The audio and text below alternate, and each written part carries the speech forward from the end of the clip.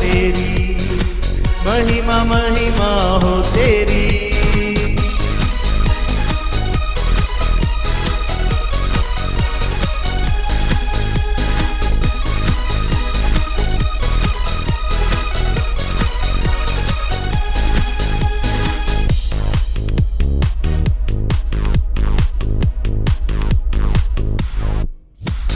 तेरे लिए जीऊंगा, तेरे लिए मरूंगा, तेरे लिए यीशु हर दर्द सहूंगा।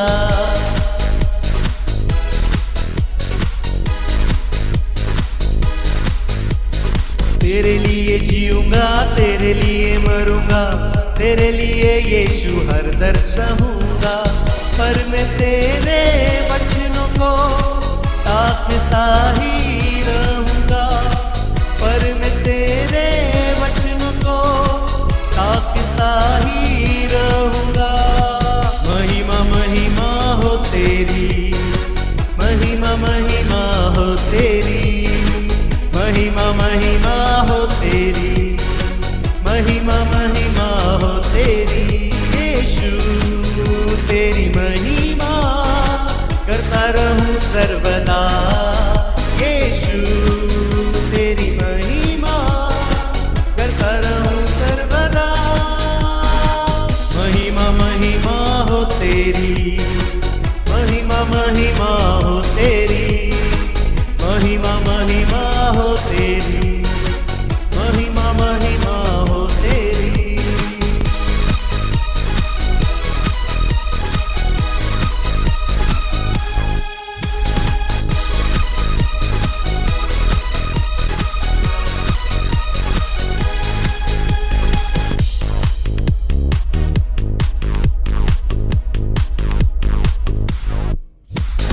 तेरे मार खाने से, तेरे गाड़े जाने से, मौत पर भी विजय पाने से,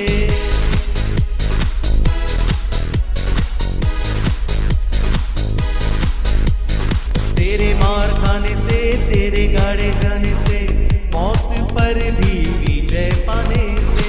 सबका हुआ है उद्धार, सबको मिली है नई जिंदगी, सबका हुआ है उद्धार, सबको मिली है नई जिंदगी। महिमा महिमा हो तेरी, महिमा महिमा हो तेरी, महिमा महिमा हो तेरी, महिमा महिमा हो तेरी। यीशु तेरी महिमा करता रहूं सर्वदा, यीशु तेरी महिमा करता रहूं सर्वदा। महिमा महिमा हो तेरी, महिमा महिमा हो तेरी, महिमा महिमा हो तेरी, महिमा महिमा हो तेरी, महिमा महिमा हो तेरी, महिमा महिमा हो तेरी, महिमा महिमा हो तेरी, महिमा महिमा हो तेरी।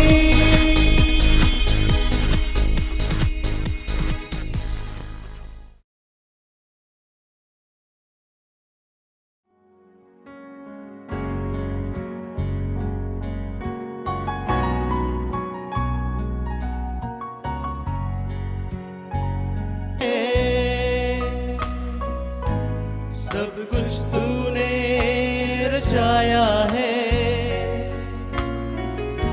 मुझको भी तूने बनाया है। तेरे जैसा किया है, क्या दे सकता हूँ, क्या ला सकता हूँ, क्या दे सकता हूँ, क्या ला सकता हूँ। कहता तुझे बस शुक्रिया, शुक्रिया, शुक्रिया, शुक्रिया यीशु तेरा, शुक्रिया, शुक्रिया, शुक्रिया।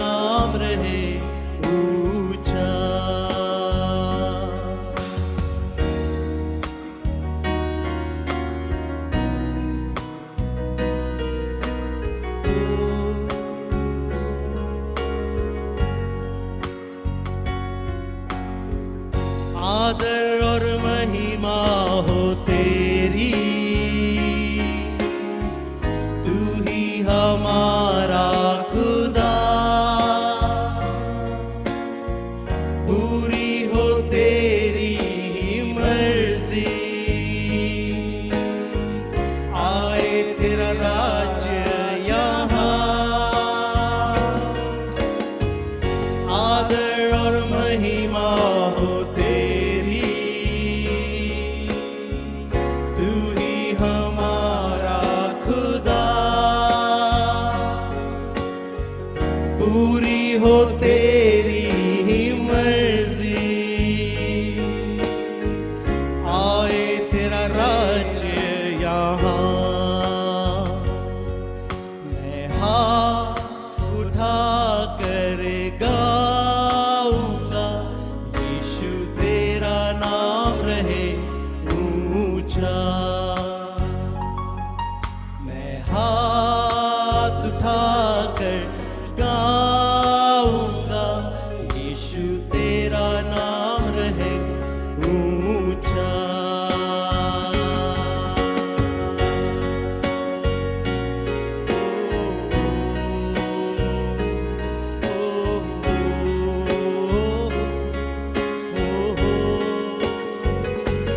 शुक्रिया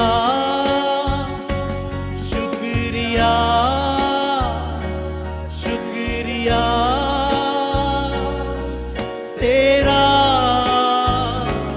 शुक्रिया शुक्रिया शुक्रिया तेरा, शुक्रिया शुक्रिया शुक्रिया यीशु तेरा, शुक्रिया शुक्रिया शुक्रिया यीशु तेरा।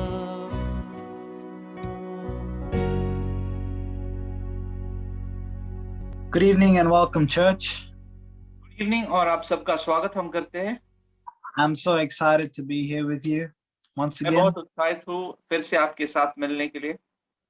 Welcome to today, this evening's Bible study. आज शाम के बाइबल स्टडी के अंदर आपका स्वागत है। As most of us know, that we've started a series on the Gospel of John called 7 Miracles or 7 Signs of John. जैसे आप जानते हो हमने यूहन्ना के सुसमाचार पे एक सीरीज चालू किया है जिसका नाम है यूहन्ना के 7 चमत्कार या 7 चिन्ह। Today we will be continuing the same series, और वही सीरीज को हम आगे ले जाएंगे। and we're looking at the 5th miracle that is in the Gospel of John. और यूहन्ना के सुसमाचार के 5वें चमत्कार को हम देखेंगे। You will find this in chapter 6, verses 16 to 24. हम ये पाते हैं यूहन्ना का 6 अध्याय 16 से 24 तक। Dear Heavenly Father, we come into your presence today. स्वर्गीय पिता तेरी उपस्थिति में आते हैं। Heavenly Father, praising you for what a wonderful God you are. तेरी स्तुति हम करते हैं क्योंकि इतना अद्भुत महान परमेश्वर तू है। Father, as we've come here to hear your word, Father, speak to us through your word. जैसे हम तेरे वचन के लिए यहाँ पर आए, परमेश्वर तेरे वचन के द्वारा हमसे बात कर। Help us to have an understanding of your word. तेरे वचन का समझ हमें दे। In Jesus' name we ask you. यीशु के नाम से हम मांगते हैं। आमीन। Amen. I'll quickly read the scripture for you, and then we'll start. The scripture I'm reading from verse 16. When evening came, his disciples went down to the lake, where they got into a boat and set off across the lake of Capernaum. By now it was dark, and Jesus had not yet joined them. A strong wind was blowing, and the waters grew rough. When they had rowed about 3 or 4 miles, they saw Jesus approaching the boat, walking on water, and they were frightened. But he said to them, "It is I, do not be afraid." Then they were willing to take him into the boat, and immediately the boat reached to the shore where they were heading. जब संध्या हुई तो उसके चेले झील के किनारे गए और नाव पर चढ़कर झील के पार कफरनहूम को जाने लगे। उस समय अंधेरा हो गया था और यीशु अभी तक उनके पास नहीं आया था। आंधी के कारण झील में लहरें उठने लगी। जब वे खेते खेते 3-4 मील के लगभग निकल गए तो उन्होंने यीशु को झील पर चलते और नाव के निकट आते हुए देखा और डर गए। परंतु उसने उनसे कहा, मैं हूं, डरो मत। अतः वे उसे नाव पर चढ़ा लेने के लिए तैयार हुए और तुरंत वह नाव उस स्थान पर जा पहुंची जहां वे जा रहे थे। Now, to give a little context, we're reading from chapter 6. और आपको बताने के लिए हम 6ठे अध्याय से पढ़ रहे हैं। We have already seen the first miracle in chapter 6, and then we have skipped this miracle and gone to the conclusion part of it. हमने इस अध्याय के अंदर पहले चमत्कार को देखा जहां पर यीशु मसीह ने 5,000 लोग को खिलाया। फिर इस चमत्कार को हमने थोड़े समय के लिए छोड़ दिया था और उसके आगे हम चले गए थे जहां पर हमने प्रभु भोजन के विषय में देखा। Now, although we have done this, let us not forget that this is still part of the same scripture, and let us read it together with that scripture. तो हम ऐसे करने से यह ना भूले कि ये जो चमत्कार इसी अध्याय का भाग है और इसको हमको एक साथ पढ़ना है। You know, it still falls in the echoing theme of the feast of Passover, और इसका संदेश उसी के साथ जुड़ा है जो फसह का पर्व है। as we've seen John mention in the earlier parts of this chapter. जैसे हमने देखा यूहन्ना ने इसका जिक्र इस अध्याय की शुरुआत में किया है। And now we're looking at this is a continuation of that same scripture. और ये शास्त्र भाग उसी शास्त्र भाग का एक भाग है। So let us keep this. I'm not going to go through the setting all over again because this fits in the same framework and the setting as we looked at scripture before. और जो बातों के अंदर ये चमत्कार हुआ उसके पास हम फिर से नहीं जाएंगे क्योंकि ये चमत्कार पहले चमत्कार से जुड़ा है और सब बातें वैसे की वैसे ही है। Just like the fourth miracle. जिस तरह चौथे चमत्कार के अंदर हुआ। So now what we see here again, John wants us to draw a symbolism, a connection with the Old Testament and the book of Exodus. और यूहन्ना चाहता है कि हम पुराने नियम और निर्गमन की किताब के अंदर इसका हम संदर्भ जोड़े। After Israel was set free from Egypt, they had to pass the Red Sea. जब इस्राएल को मिस्र देश से छुड़ाया गया उनको लाल समुद्र के बीच होकर जाना पड़ा। And we know that God parted ways in the sea so that they could pass, and then the same water that was parted for them closed in once again and destroyed their enemies. हम जानते हैं ये परमेश्वर ने उनके लिए लाल समुद्र को खोला ताकि वो उस समुद्र के पार होकर जाए और वही पानी के अंदर उनके शत्रु डूब मर गए। And we can see how God works here is that the same thing that is blessing for us is the same thing that can be a curse for someone else if not used properly. और हम देखते हैं जिस तरह एक बात हमारे लिए आशीष ठहरता है वही बात दूसरे के लिए श्राप ठहर सकता है यदि वो बातों को अच्छी तरीके से संभाले नहीं। So we need to be very careful when we're coming and approaching scripture. तो जब हम वचन के पास आते हैं हमको बहुत ध्यान देना है, संभालना है। Scripture is the same way. You can take scripture and the beauty of scripture is it speaks to you, it speaks life. और इस वचन का सुंदरता ये है कि वो हमसे बात करता है और जीवन की बातें को करता है। But oftentimes when we hear people preach scripture that is and bend it to their whims and fancies, that can destroy someone's soul. काफी बार लोग वचन को लेते हैं और अपने सोच समझ के हिसाब से उसको मोड़ देते हैं और ऐसा करने से कोई लोगों का नाश हो सकता है। So the same scripture that is meant to be a blessing can end up destroying someone if used unwisely. और यही वचन किसी के आशीष के लिए जो परमेश्वर ने रखा है अगर इसका गैर इस्तेमाल करते हैं तो किसी के लिए ये श्राप ला सकता है। It's the same thing, it's the same principle when we look at anything in our life. ये उसूल सब बातों से जुड़ता है हमारे जीवनों के अंदर। God has a time and a place for all of us. परमेश्वर ने एक समय और जगह हर एक के लिए रखा है। But because we being humans, we always want things first. हम मनुष्य के रूप में हमेशा चीजों को पहले स्थान के अंदर चाहते हैं। We want things for ourselves. हम चीजों को अपने लिए चाहते हैं। I know oftentimes I have asked for things that I know I'm not ready for. काफी बार मैंने देखा हो मैंने ऐसी चीजों को मांगा हो जिसके लिए मैं अभी तक तैयार नहीं हूँ। For example, when I was a teenager, I loved riding the bike and I wanted the bike so badly even before I could get a driver's license. और जब मैं छोटा था लाइसेंस पाने के पहले मैं इच्छा करता था कि मैं गाड़ी चलाऊं और मेरे पास गाड़ी आ जाए।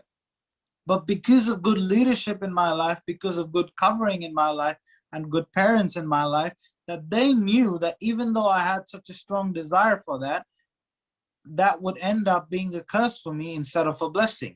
क्योंकि मेरे जीवन के अंदर परमेश्वर ने अच्छे माँ बाप दिए, जिसके मार्गदर्शन के अंदर उन्होंने मुझे संभाला, और वो जानते थे जो चीज मैं इस समय मांग रहा हूँ वो मेरे लिए एक नाश या मेरे लिए एक हानि का ठहर सकता था। So similarly, like the nation of Israel, God delivered them from the sea that became such a brilliant miracle that, you know, years after, people still declare the sovereignty of God, because of which, you know, that same thing was death to so many of other people. हम देखते हैं चमत्कार जहां पर Israel लाल समुद्र में से होकर गए, इसके अंदर परमेश्वर की महानता पीढ़ी और पीढ़ी इसके विषय में जिक्र किया गया है, लेकिन इसी चमत्कार के अंदर वही पानी के अंदर उनके दुश्मनों का नाश हुआ। But the similar way we see here in a completely different context. लेकिन उसी बात को एक दूसरे अंदाज से हम यहाँ पर देख सकते हैं। You know, in the end of the first miracle, we have established something that the people that Jesus fed were looking for some Moses-like figure to deliver them and to feed them. हम देखते इस पहले चमत्कार के अंदर कि जो लोग ने चमत्कार देखा कि किस तरह यीशु मसीह ने उनको खिलाया, उनके मन के अंदर, उनके सोचों के अंदर यही बात थी कि वो ढूंढ रहे थे किस तरह मूसा के समान एक नबी आकर वही चमत्कार को उनके लिए करेगा, to liberate them, you know, in a physical possible way, ताकि एक शारीरिक रूप के अंदर उनका छुटकारा कर पाए, to go and fight for them. ताकि वो व्यक्ति जाकर उनके लिए लड़ाई करे। That's what we established. You know, when they said that, you know, this is the prophet that we've been waiting for, they're basically saying, you know, quoting Deuteronomy 18 when it says that there'll be a Moses-like figure, there'll be a prophet like Moses. जब उन्होंने चमत्कार को देखा तो उनके मनों के अंदर उन्होंने व्यवस्था विवरण 18वें अध्याय को लेकर उसका समझ ऐसा बनाया कि जो भविष्यवक्ता के बारे में मूसा ने लिखा था कि उसके समान एक अगुआ आएगा, तो ये व्यक्ति यीशु मसीह वही है। So similarly, when we that is established, when we continue in this chapter, और जैसे ये समझ को लेकर इस अध्याय के अंदर हम आगे चाहते हैं, we can see when Jesus comes walking on the water, हम देखते हैं कि जब यीशु मसीह उस पानी पर चलते आते हैं, he is establishing a point that it was not Moses that delivered Israel through the Red Sea, but it was God Almighty. Amen. वो एक बात को साबित कर रहा है कि वो मूसा नहीं था जिसने लोगों को इस लाल समुद्र में से छुड़ाया, लेकिन वो परमेश्वर था जिसने उनको छुड़ाया। आमीन। It was God himself in his sovereignty that fed and looked after the people of Israel. वो परमेश्वर ही था, उसके मानता के अंदर उन्होंने इस्राएल को संभाला और उनको खिलाया।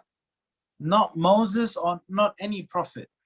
ये मूसा या कोई दूसरा नबी नहीं था। And so Jesus, and what John is trying to show in this miracle, another sign, और यूहन्ना और एक चिन्ह को दिखाना चाहता है इस चमत्कार के अंदर। going back to when I began this scripture, John has a very strong interest of portraying Jesus as the divine Son of God, the divine Messiah. और जैसे हमने देखा यूहन्ना का यही समझ है और यही सोच है कि उसको यीशु मसीह को एक स्वर्गीय मसीहा या एक दैविक परमेश्वर का पुत्र का रूप दिखाना है। So John wants to draw that connection to the book of Exodus and show that when Jesus comes walking on the water, that Jesus is not like Moses who needs God to separate the waters, but Jesus is God himself. और जब ये बातों को वो लिखता है, वो वही समानता वहां पर जोड़ना चाहता है निर्गमन के अंदर, जहां पर वो दिखाना चाहता है कि यीशु मसीह मूसा की तरह ने, जहां पर वो रुका है कि परमेश्वर इस समुद्र को दुभागेगा, लेकिन वो खुद परमेश्वर है और वो पानी पर चल के आता है। Now this is strange in many ways. और ये बहुत बातों को लेकर अजीब है। And I'll explain it to you. And for this, we need to look at the ancient belief system around seas and around water bodies. और ये समझने के लिए हमको उस जमानों के सोच को समझना है जो पानी और समुद्र को लेकर था। Around bodies of water and what they thought of it. जो पानी के जो पानी था, जो समुद्र था या झील था, इनको लेकर उन लोगों का समझ क्या था। And we're going to look at when we see in Genesis 1 as well. उत्पत्ति 1 के अंदर भी हम देखते हैं। Genesis 1:1, the first scripture in the Bible, it says, in the beginning, God created the heavens and the earth. Then it says in verse 2, now the earth was formless and empty, and darkness over the face of the deep, and the Spirit of God was hovering over the waters. उत्पत्ति का पहला अध्याय पहले 2 वचन को हम पढ़ेंगे। वहां पर लिखा है, आदि में परमेश्वर आकाश और पृथ्वी की सृष्टि की। पृथ्वी बेडोल और सुनसना पड़ी थी, और गहरे जल के ऊपर अंधियारा था, तथा परमेश्वर का आत्मा जल के ऊपर मंडरा था। Now we know something about the ancient Old Testament people, reading other manuscripts and other transcripts, that we know that people hated the sea. तो जब हम पढ़ते हैं पुराने नियम को और पुराने इतिहास को जब हम सीखते हैं, वहां पर एक बात समझ में आता है कि जो लोग थे, वो जो समुद्र था उससे वो द्वेष करते थे। Now, although later when you see there's a lot of other nations that, become masters of the sea when they built the boats and everything. लेकिन इतिहास के अंदर आगे हम जाकर देखते कुछ राष्ट्रों ने वहां पर जहाजों को बनाया और उन्होंने जो समुद्र था उसके ऊपर काबू किया। But the Hebrew people in general, लेकिन जो इब्री लोग थे, जो यहूदी लोग थे, they considered the sea and the ocean as chaos. जो पुराने यहूदी थे, वो जो समुद्र को देखते थे तो उनके मन के अंदर ऐसा सोचता थे, ये गड़बड़ी है या ये अच्छी बातें नहीं है। So when the Bible says that God separated the sea, the water from the land, what they're basically saying is God separated the uncontrollable chaos and brought things from the actual chaos and order that he wants to bring. तो जब ये वचन वो पढ़ते थे जहां पर परमेश्वर ने पृथ्वी और जल को अलग किया, तब वो यही सोच को लेकर चलते, ये बातों को समझते कि परमेश्वर ने जो बातों के ऊपर नियंत्रण नहीं किया जाता था, उन सब बातों को अपने हाथों में लेकर उसके ऊपर नियंत्रण किया और इन बातों के अंदर भिन्नता स्थापित किया। So when an ancient Hebrew would look at the ocean, what he would see is uncontrolled creative chaos. और जब एक पुराना यहूदी समुद्र ये शब्द पढ़ता था तो उसके मन के ये अंदर ये सोच रहता था, इसका अर्थ ये है कि ऐसा समस्या या ऐसा गड़बड़ी जिसके ऊपर नियंत्रण नहीं किया जा सकता है। Chaos, destruction and the unknown. ऐसे समस्या, ऐसे उलझन और ऐसे जो गड़बड़ी जिसके ऊपर कोई नियंत्रण नहीं कर सकता या किसी को उसको लेकर समझ नहीं है। If you see another place we see this is in the last book, in the book of Revelation, where these monsters come out of the ocean. और फिर से हम इस बात का जिक्र देखते प्रकाशित वाक्य के अंदर, जहां पर अंत के अंदर लिखा है, ये अजगर जो समुद्र में से निकलेगा। So think about John sitting on the island of Patmos and staring into the deep blue ocean and writing this text. ये सोचो कि यूहन्ना उस बेट पर बैठा है और उस समुद्र को देखकर ये बातों को लिख रहा है। It was chaos. पूरी तरीके से गड़बड़ी थी वहां पर।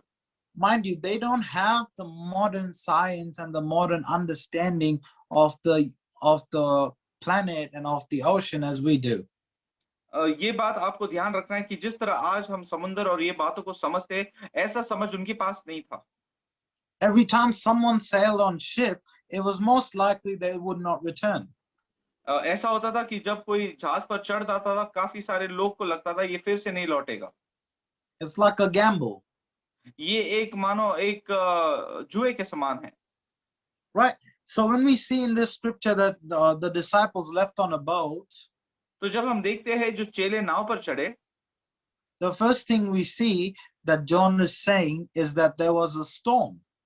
पहली बात हम देखते हैं वहां पर यूहन्ना लिखता है कि वहां पर एक तूफान आया। Let me tell you, the storm symbolizes chaos. मुझे आपको बताने दो, जो तूफान या आंधी है वो गड़बड़ी को दर्शाता है। Something that nobody, no power on this planet can destroy. ऐसा सामर्थ जो कोई पृथ्वी का व्यक्ति या कोई भी व्यक्ति उसको नाश नहीं कर सकता है। You know, you might think of this as strange. आपको ये अजीब लगेगा। But when you look at the animals, लेकिन जब आप जानवरों को देखते हैं, you see a lot of animals are afraid of the ocean. हम देखते बहुत सारे जानवर या प्राणी उस समुद्र से डरते हैं। Like dogs, like monkeys. हम देखते जो कुत्ते हैं, जो बंदर है, they try to stay away from the ocean. They वो don't like the समुद्र से water. दूर रहते हैं और उनको पानी पसंद नहीं आता। In the same way, man was not as evolved as we are today. और जैसे आज इंसान ने तरक्की किया, वैसा पहले के दिनों में नहीं था। So they had the same mindset of this is something uncertain. तो उनके पास यही मनस्थिति थी कि यहाँ पर कुछ बातें निश्चित नहीं है। And I'm going to bring this all in, and you'll see the significance of this in a minute. और ये सब बातों को हम जोड़ेंगे और इसका अर्थ आपको समझ में आएगा। But the way they thought in those days was completely different. लेकिन जिस तरह उन दिनों के अंदर वो सोचते थे, बहुत अलग था। They believed in something called as functionality. और उनका विश्वास था उस बातों के अंदर जिसको हम कहते हैं कार्य क्षमता। In other words, that not necessarily what they believed is God gave purpose to the world.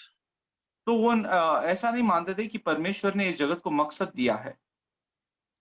They believed that God gave purpose to the world. तो उनका विश्वास था कि परमेश्वर ने इस जगत को एक मकसद दिया है। They didn't believe that anything in creation exists as just a pure form of material. और उनका विश्वास नहीं था कि कोई भी संसार की बातें ऐसे ही वहां पर आई नहीं। Everything had a spiritual connection. हर एक चीज का एक आत्मिक संबंध था। And we can see this more deeply and understand this more in a more deep sense when you look at all the pagan world of the ancient time. और इन बातों को हम अच्छी तरीके से समझ सकेंगे जब हम पुराने जो संस्कृति थी या पुराने विश्वासों को जब हम देखते हैं, ये बात वहां पर झलकती है। For example, when they look at the sun, they didn't look at it as a ball of gases and that is material, non-living objects. और जब उन्होंने सूर्य को देखा तो उनके मन के अंदर ये नहीं सोचता कि ये एक बस गैसेस का एक बनाया हुआ चीज है और यहाँ पर what do you say? It's not a ball of gases, It's an object. उन्होंने जब सूर्य को देखा फिर सिर्फ एक ऐसा नहीं देखा कि एक सब गैसेस का एक मिलावट है या एक ऐसी चीज वहां पर परमेश्वर ने बनाया है। Instead, they thought it had a spiritual aspect to it. लेकिन वो देखते थे इसके पीछे एक आत्मिक बात है। A living, functional aspect to it. एक जीवित और एक ऐसा संबंध जो वो जोड़ते थे। The pagans would even go as far as to call it say that there's the sun god. और जो अन्य जाति के लोग कहते थे वो कहते थे कि सूर्य एक परमेश्वर या एक भगवान है। Some supernatural being that's providing us light. एक ऐसा अलौकिक या आत्मिक चीज जो हमको रोशनी पुराता है। And so in the mind of the Hebrews, तो जो हिब्री या यहूदी थे उनके मन के अंदर they think that whoever this is that is providing us light, Yahweh is sovereign over this. कि जो व्यक्ति हमको ये रोशनी पुराता है उसका सामर्थ्य इसके ऊपर है। In the similar way, when they looked at the ocean, they saw chaos. और जब उन्होंने जो समुद्र को देखा तो वो गड़बड़ी को देखते थे या अव्यवस्था को देखते थे। Many ancient manuscripts of pagan gods and pagans would consider the ocean as, the ultimate chaos out of which, order is formed. Ultimate chaos from where order is formed. Yeah. जो पुराने लोग थे या पुराने विश्वास के थे अन्य जाति के लोग जब वो समुद्र को देखते थे तो वही यही देखते थे कि यहाँ से पूरी गड़बड़ी है और इसके द्वारा सब बात नियोजित किया जाएगा। That's why you see in other places where Jesus calms the storm, the men and the people are so shocked and they say, what kind of man is this that even the storm and even the waters will obey him? और हम देखते हैं बाकी के सुसमाचार के अंदर जब यीशु मसीह आंधी को थमाते हैं तो वहां के लोग बहुत अचंभित होते थे और उनके मन के अंदर प्रश्न होता था ये कैसा व्यक्ति है जिसकी बातें आंधी और तूफान भी मानती है। And so when he comes walking on the water, और जब यीशु मसीह उस पानी पर चलते आते हैं, John is trying to show here that this is no other than the same God that is controlling this chaos that you're scared of. कि यीशु मसीह और कोई नहीं लेकिन वही परमेश्वर है जिसने सब बातों पर नियंत्रण किया और जो बातों से आप डरते हो उसका पूरा नियंत्रण उसके हाथों में है। And just like he delivered Israel through the Red Sea, और जिस तरह उस परमेश्वर ने इसराइल को इस लाल समुद्र में से बाहर निकाला, here he is delivering his disciples in the storm. और यहाँ पर यीशु मसीह उसके चेलों को इस आंधी में से छुड़ा रहे हैं। But he doesn't need to separate the water so they can go. अभी उसको पानी को दुबागने की जरूरत नहीं है ताकि वो जा सके, But he is in control of all of creation because he is God. लेकिन सारी सृष्टि पर वो काबू करते हैं क्योंकि वो खुद परमेश्वर है। And so there is no storm great enough that can drown Jesus. लेकिन तो हम देखते हैं कोई भी आंधी इतनी बड़ी नहीं जो यीशु मसीह को डुबा सकती। There is no ocean in this world that will not obey Jesus. ऐसा कोई महासागर या कोई भी ऐसी समुद्र नहीं है जो यीशु मसीह को डुबा सकती है। And that's why he can walk on water, because even the ocean know that this is our created God. This is the creator God.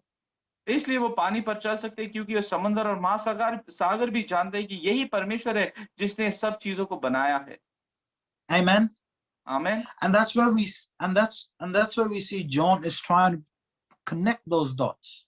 और यहाँ पर हम देखते हैं जो योना इस सब बातों को जोड़ने का प्रयास कर रहा है। And you know, when Yahweh was with Israel as well, but he used Moses just to partake the ocean so they can walk through it. जब यावे परमेश्वर इस्राएल के साथ था, लेकिन उसने मूसा का इस्तेमाल किया ताकि वो लाल समुद्र को डुबा गए और वो लोग उस भूमि के ऊपर चल सके। Or else they would have drowned.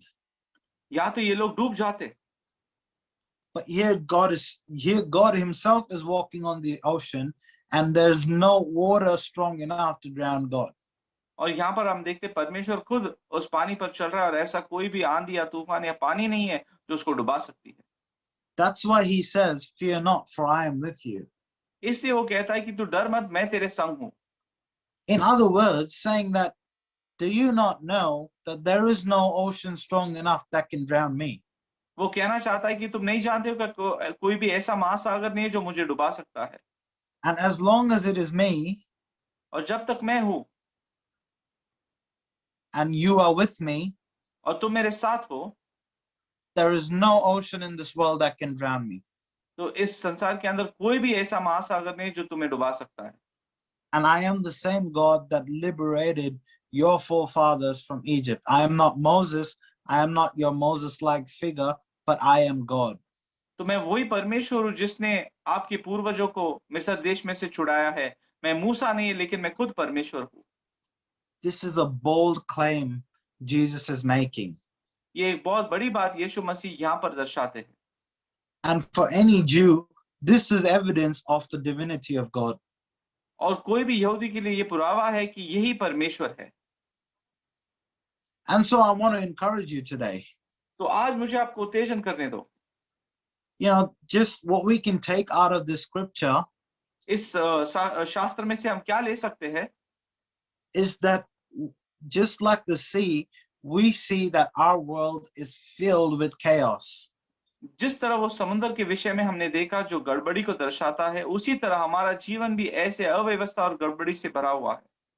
Our lives are much like the sea and the ocean. हमारा जीवन उस समुद्र और महासागर के समान है। Our situations are much like the ocean. हमारे परिस्थिति उस समुद्र की तरह है। Sometimes it's quiet, कभी-कभी वो शांत रहता है, and sometimes it's ultimate chaos. और कभी-कभी हम देखते हैं ऐसे बहुत सारे परेशानी वहां पर उठते हैं। Sometimes it's up on the mountain looking beautiful, कभी-कभी उस पर्वत के छोर पर हम होते हैं और सब कुछ सुंदर दिखाई देता है, and sometimes everything is rocking. There's nothing stable in your life. और कभी-कभी ऐसे बातों से हम चाहते हैं कि एक भी चीज स्थिर नहीं रहता है, सब कुछ हिला हुआ है। But what we can stand encouraged from this verse today लेकिन इस वचन से क्या हम उत्तेजन पा सकते हैं? is that no matter what your situation, no matter what happens in the world today, as long as Jesus is with us, we will never be drowned. एक बात हम समझ सकते हैं कि इस पृथ्वी पर कुछ भी हो, हमारे जीवनों के अंदर कुछ भी समस्या होने दो, यदि यीशु मसीह हमारे साथ है तो हम नहीं डूबेंगे। There is no situation in this world, there is no life in this world, there is no person, there's no principalities of darkness in this world that can drown Jesus. और ऐसे इस संसार के अंदर कोई पानी नहीं है, कोई परिस्थिति नहीं, कोई शैतान नहीं, कोई भी इंसान नहीं है जो यीशु मसीह को डुबा सकता है। There's no opposition that you can face that will drown Jesus. ऐसा कोई भी विरोधी नहीं है जो यीशु मसीह को डुबा सकता है।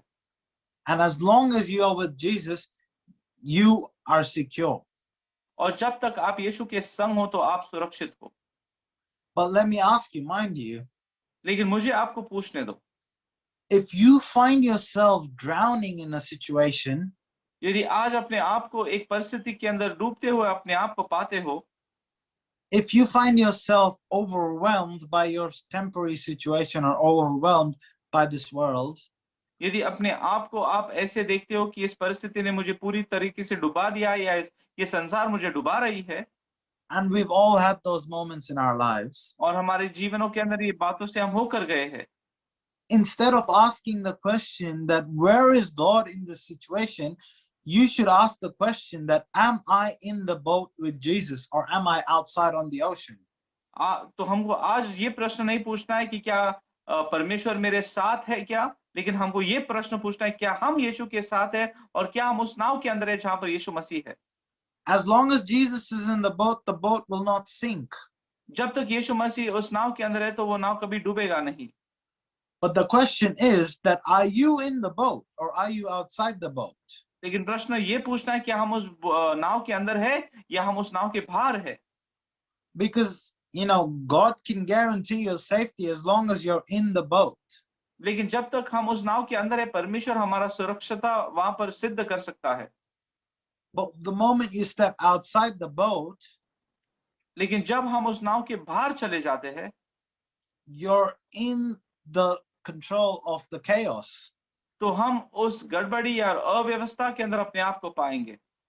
Many times I've heard a lot of people say, काफी बार मैंने सुना लोग कहते हुए, where is God in this situation? इस परिस्थिति में परमेश्वर कहां पर है? Why is God not, answering my prayers? परमेश्वर मेरे प्रार्थना का उत्तर क्यों नहीं दे रहा है? Or much like the people of Israel in this chapter, the Jewish people in this chapter, where is God? Is God here? Why isn't God fulfilling my needs and my desires? और ये यहूदियों की तरह हम कह सकते हैं कि यदि परमेश्वर यहाँ पर है तो मेरी इच्छा और मेरी बातों को पूरा क्यों नहीं कर रहा है? Why isn't he feeding us? क्यों वो हमको भोजन नहीं दे रहा है? We're trying to make him a king. Why isn't he feeding us? हम तो उसको राजा बनने का प्रयास करें फिर भी हमको खाना क्यों नहीं खिलाता है? But the question is, he is in the boat. वो प्रश्न ये है कि वो तो नाव में है, But are you in the boat? लेकिन क्या आप उस नाव के अंदर हो क्या? Are you going where he's going? जहां पर वो जा रहे हैं वहां पर आप जा रहे हो क्या? Are you following Jesus? क्या आप यीशु के पीछे चल रहे हो क्या? Every time I find myself overwhelmed in situations, this is a question I ask myself. जब भी मैंने अपने आप को ऐसे परिस्थिति के अंदर पाया है तो मैंने यही प्रश्न मेरे अपने आप को पूछा। Look at the factors around you. ये सब बातों को हम देखें, Your situations, they always keep changing. हमारे परिस्थिति हमेशा बदलते हैं। We always keep changing. हम हमेशा बदलते रहते हैं, Sometimes in the boat, sometimes outside the boat. कभी नाव के अंदर तो कभी नाव के बाहर। But the only thing that doesn't change is Jesus. और एक ही चीज और एक ही व्यक्ति वहां पर नहीं बदलता है, वो है यीशु। He is the rock of ages. He is stable, and you can depend on him. वो युगों का चट्टान है, वो स्थिर है और आप उस पर निर्भर रह सकते हो। So the moment you find yourself drowning is because either you and me have stepped out of the boat. जब अपने आप को हम डूबते हुए परिस्थिति में पाते हैं, उसका कारण यही है कि हम उस नाव के बाहर चले गए हैं। Come back in the boat. फिर से उस नाव के अंदर आ जाओ। Come back in God's leadership. फिर से परमेश्वर के अगुवेपन या लीडरशिप के अंदर आओ। The world outside is like the ocean. It's ultimate chaos outside. जो दुनिया हम देखते हैं वो उस महासागर के समान है जहां पर पूरी तरीके से गड़बड़ी और अव्यवस्था है। We are bound to be drowned there. वहां पर हमारा डूबना निश्चित है। I often hear a lot of people in today's generation, and might I be so bold enough to say that people criticizing the church. आजकल की पीढ़ियों के अंदर हम देखते हैं काफ़ी लोग बहुत धैर्य से हम कह सकते हैं कि वो कलीसिया के विरुद्ध बातों को कहते हैं और कलीसिया के खिलाफ बातों को कहते रहते हैं। pointing fingers to the church, pointing fingers to church leadership, church और चर्च के लीडर्स को वो दोषी ठहराते हैं because they don't expect their because they don't meet their expectations. क्योंकि वो कलीसिया और उनके लोग उनके जो इच्छा है या उनके जो सोच है वो पूरा नहीं करते हैं। But let me tell you something. लेकिन मुझे आपको बताने दो, If you want Jesus, यदि आप चाहते हो यीशु, he is only in the boat. तो यीशु मसीह केवल उस नाव में है। He is coming to the boat. He is interested in coming for the boat. वो दिलचस्पी रखता है उस नाव के अंदर और उसके करीब वो आ रहा है। He does not care too much about the chaos. वो गड़बड़ी पर ध्यान नहीं देते हैं। Jesus Christ is coming back for his church. यीशु मसीह उसके कलीसिया के लिए वापस आ रहे हैं। He is not interested in individuals, you and me. जो हम एक-एक व्यक्ति के अंदर वैयक्तिक रूप के अंदर वो दिलचस्पी नहीं रखते हैं। He is interested in the church collective. वो पूरे कलीसिया को लेकर दिलचस्पी रखते हैं। And so if you think that you can be a Christian without being part of the church, तो यदि आपको लगता है कि कलीसिया का भाग न होते हुए मैं एक मसीह रह सकता हूँ, are we in the boat or are we in the ocean? तो ये देखना है कि आज हम उस नाव के अंदर है या हम उस महासागर में हैं। Because the boat is directed by Jesus. Jesus is the captain. क्योंकि वो ये बोट का कैप्टन यीशु मसीह है और इस बोट को दिशा वही देता है। And no matter what storm comes, COVID come, anything comes, कोई भी तूफान या आंधी आने दो, वो कोविड या दूसरी बात, Jesus' answer will be, it is I, don't be afraid, I am with you. और यीशु मसीह का उत्तर यही होगा कि डर मत, मैं हूँ और मैं तेरे साथ हूँ। But don't expect Jesus to, come and help you on the ocean when you don't want to be in his boat. लेकिन ये उम्मीद मत रखो कि यीशु मसीह आकर उस महासागर या उस समंदर में आकर आपको मदद करेगा जब आप इच्छा नहीं रखते हो उस नाव के अंदर आने की। Think about this. सोचो इसके विषय में। A very simple analogy. बहुत एक साधारण बात हम देख सकते हैं। In Australia, often we have something called as a rip और ऑस्ट्रेलिया के अंदर एक चीज हम देखते हैं जो कहते हैं रिप, in the beaches. जो बीच के ऊपर रहता है। It is a strong current that pulls you into the center of the ocean. ऐसे लहरें जो बहुत ताकत रखते हैं और हमको उस समंदर के बीच खींच लेते हैं। And when the lifeguards go to save the people, और जब लाइफ गार्ड जाकर लोगों को बचाते हैं, they throw in the thing and they ask them to get on the boat. वो चीज को फेंकते हैं और उनको कहते हैं आ जाओ इस नाव के अंदर चढ़ जाओ। But if you are not interested in getting in the boat, लेकिन यदि आप इच्छा नहीं रखते हो कि इस नाव के अंदर आप चढ़े, may it be for pride, may it be for any other reason, वो घमंड हो या कोई भी दूसरा कारण होने दो, you are going to end up drowning. आप अपने आप को डूबते हुए पाओगे। Because the only way we get to where we need to get is because of Jesus. Jesus is the only boat that is going to take us through salvation. और जहां पर हमको जाना है, जहां पर हमको पहुंचना है, उसका रास्ता एक ही है और उसका मार्ग एक ही है, वो यीशु मसीह है, क्योंकि यीशु मसीह खुद वो नाव है जो हमको उद्धार के पास ले जाता है। He is the captain of that boat and the church is that boat. और उस नाव का वो कैप्टन है और वो नाव और कुछ नहीं लेकिन कलीसिया है। And the church follows in Christ's footsteps. और जो कलीसिया है वो यीशु के कदमों पर चलती है। If we are in the ocean, we're not following Christ's footsteps. यदि हम उस समंदर में या महासागर में, तो हम यीशु के कदमों पर नहीं चल रहे हैं। And we'll end up drowning. और अंत के अंदर हम डूबेंगे। Much like the Egyptians that followed Israel. जिस तरह हम देखते हैं जो मिस्री सेना जो इस्राएल के पीछे लगी थी। Amen. आमीन। I know this is a little rough, but this is what I can understand John speaking about. मैं जानता हूँ ये बातें कठोर है, कठिन है, लेकिन यही बात यूहन्ना कहना चाहता है। John is explicitly showing the people, telling the people यूहन्ना बहुत साफ तरीके से लोगों को दिखा रहे हैं that Jesus is coming, approaching the boat, कि walking यीशु on water. कि यीशु मसीह उस पानी पर चलकर उस नाव के करीब आ रहे हैं। Amen. Jesus Amen. is coming to our boat. यीशु मसीह हमारे नाव के पास आ रहे हैं। He is coming soon. वो बहुत जल्द आ रहे हैं। But mind you, he's only coming to the boat. लेकिन ध्यान दो वो केवल नाव के पास ही आ रहे हैं। We can't call ourselves Christians if we are not in Christ's boat. यदि हम मसीह के नाव के अंदर है नहीं है तो अपने आप को हम मसीह कह नहीं सकते हैं। Christ is not interested in your and my personal business. यीशु मसीह हमारे वैयक्तिक व्यवसाय के अंदर कोई दिलचस्पी नहीं रखते हैं।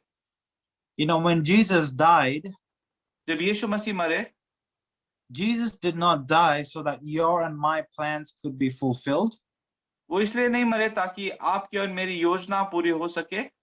Jesus died on the cross so that you and I could be a part of his plan. और यीशु मसीह उस क्रूस पर मरे ताकि आप और मैं उसकी योजना के एक भाग बन सके। Only then can we reap the benefits of the kingdom of God. ऐसा होने के बाद ही हम परमेश्वर के राज्य के फायदों को पा सकते हैं। Only then can we say there's no storm on this planet that can destroy me. उसके बाद ही हम ऐसा कह सकते हैं इस संसार का कोई भी आंधी मुझे डुबा नहीं सकता। Because we are walking in the steps of Jesus. We are in his boat. क्योंकि हम यीशु के कदमों पर चल रहे हैं और हम उसके नाव के अंदर हैं। Now imagine if we say, I don't want to be in this boat. Imagine if the disciples said, I don't want to be in this boat because Peter's in the boat, or I don't want to be in the boat because John is in the boat. मानो चेले ऐसा क्या कहने लगे कि मुझे इस नाव में नहीं रहना है क्योंकि पतरस यहाँ पर है, मुझे इस नाव के अंदर नहीं रहना है क्योंकि यूहन्ना यहाँ पर है। They would have ended up drowning. तो ऐसा होता था कि वो डूब जाते। Because what they needed to realize is it's not Peter's boat or it's not John's boat, it's Jesus's boat. उनको ये बात समझना था कि ये जो नाव है ये पतरस से यूहन्ना का नहीं है लेकिन ये नाव यीशु मसीह का है। Exactly. Let me remind you that the church of Christ is for all of us. उसी तरह मुझे आपको याद दिलाने दो कि यीशु मसीह की कलीसिया हम सब के लिए है। Let us not miss the blessings that God has to offer us through the church because of spite or because of pride or because of disagreements or offense. जो परमेश्वर ने कलीसिया के अंदर आशीष रखे तो हमारे घमंड, हमारे बुरे लगने से ये बातों को हम न गवाएं। Let us be blessed. आज हम आशीष पाए। Let us receive that eternal life. वो सार्वकालिक जीवन को हम पाए। Again, later on we see that only those who partake in his body and drink his blood can have eternal life. तो आगे जाकर हम फिर से वो वचन को पढ़ते हैं जहां पर वो कहता है जो मेरे शरीर और मेरे लोग को ग्रहण करेगा वही जीवन पाएगा। There is an amount of obedience that God expects from us. परमेश्वर चाहता है कि हम उसकी आज्ञाओं को माने। To be humble and associate ourselves with Christ. कि हम नम्र होकर यीशु के समान रहे। And be humble in the boat of Christ. और यीशु मसीह के नाव के अंदर हम नम्र रहे। Knowing that this boat belongs to Christ and it is taking us where Christ wants us to go. और ये जानकर कि ये नाव यीशु मसीह का है और जहां पर यीशु मसीह चाहता है वो नाव हमको वहां पर ले जा रही। And that's the only way I can get to salvation. और इसी तरह मैं उद्धार पा सकता हूँ। Amen. आमीन। I know this word was a little different than what we're doing. मैं जानता हूँ जो हम वचन अब तक करते आ रहे हैं ये आज का वचन उनसे कुछ अलग था। But I hope you're blessed. लेकिन मैं आशा करता हूँ आप आशीषित हो।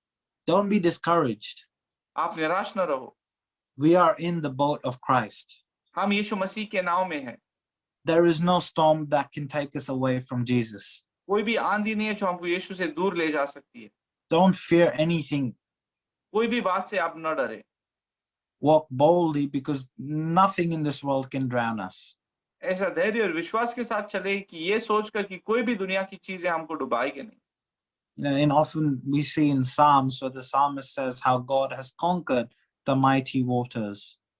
भजन के अंदर हम देखते कि किस तरह भजन लिखने वाला कहता है कि परमेश्वर ने सब सागरों पर अपना नियंत्रण बना कर रखा है।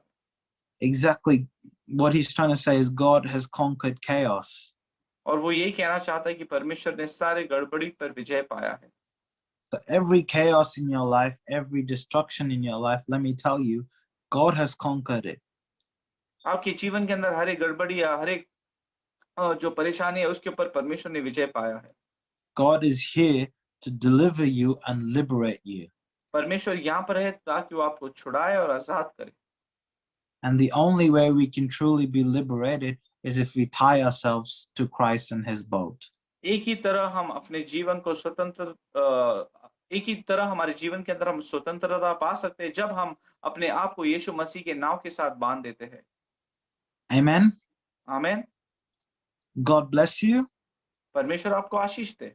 We are moving towards the last miracle. There's one more, and then we're moving towards the last miracle.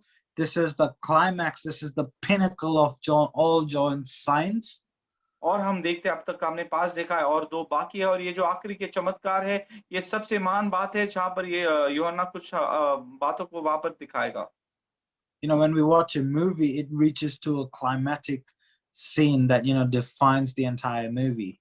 और जब हम कोई मूवी देखते हैं तो ऐसा एक सीन रहता है वहां पर जो पूरे जो पिक्चर है उसका दर्शक होता है। Exactly in the same way, all these signs are going to point to one awesome event that is going to take place and that is going to change the course of history. और ये सब चिन्ह वही बात को दर्शाएंगे जो एक महान घटना वहां पर होने वाला है और जिसके द्वारा पूरा संसार का जो भविष्य बदलने वाला है। And all these loose ends are tied up at the cross. और ये सब जो बाकी की बातें उस क्रूस के ऊपर आकर जुड़ जाती है। Amen. आमीन। So I'm excited to come back next week with the 6th miracle. तो मैं उत्साहित हूँ कि अगले सप्ताह हम छठे चमत्कार के पास आएंगे। Let me pray for you. हम प्रार्थना करेंगे। Dear Heavenly Father, thank you for this time. Thank you for your word. स्वर्गीय पिता धन्यवाद देते इस समय के लिए और तेरे वचन के लिए। Help us to meditate on this word and let this word bear fruit in our lives. प्रभु उस वचन पर मनन करने के लिए हमें सहाय मदद कर ताकि वचन हमारे जीवन के अंदर फलदायी हो। Not 30, 60, but 100-fold blessings to us, oh God. 30-60 ने लेकिन 100% आशीष सभी के लिए। Help us to remember that you're the only hope in this drowning world. प्रभु हमको समझने दे कि इस डूबते हुए संसार के अंदर तू ही हमारा बचने की आशा है। You are our lifeboat. तू हमारा जो जीवन बचाने का नाव है। And help us to stick together, loving you, serving you, loving one another in your church, oh God. ताकि हम प्रभु तेरे साथ प्यार करें, तेरी सेवा करें और एक दूसरे की हम सेवा करें और हम एकता में बने रहें। And we bless this week in the name of Jesus. और इस सप्ताह को यीशु के नाम से आशीषित करते हैं। In Jesus' name we pray. Amen. यीशु के नाम से हम मांगते हैं। आमीन। God bless you. I'll see you next week. परमेश्वर आपको आशीष दे। अगला सप्ताह हम मिलेंगे।